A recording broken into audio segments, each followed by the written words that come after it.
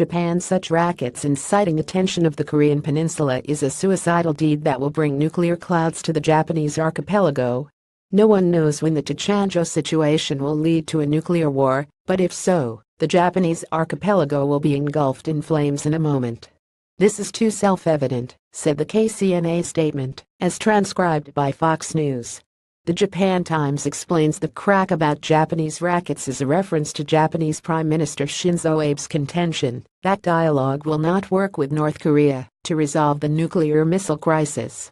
The North Koreans also insulted Abe as running around the UN stage like a headless chicken, a reference to his numerous meetings with world leaders to discuss the North Korean crisis at the UN General Assembly.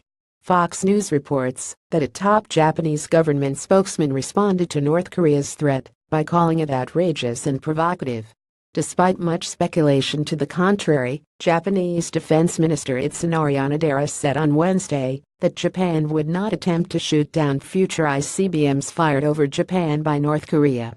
Whether it is Japan or any other country, I think that shooting down a ballistic missile could be construed as a military action.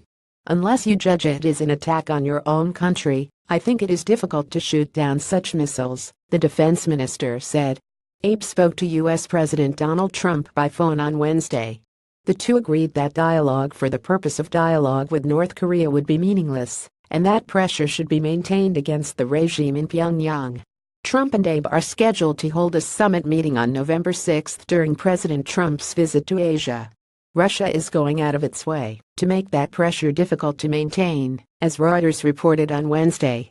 In essence, according to this analysis, Russia seeks to prevent the U.S. and its allies from gaining too much strength in Asia along its eastern flank, while NATO is building up forces on the western flank.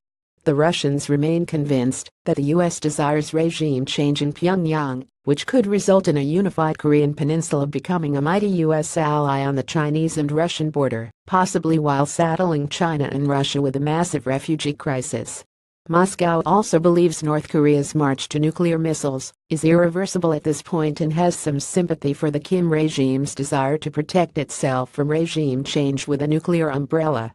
To this end, Russia is helping North Korea with dramatically increased trade, illicit shipments of fuel, continued purchases of North Korean slave labor, and technical resources for the internet.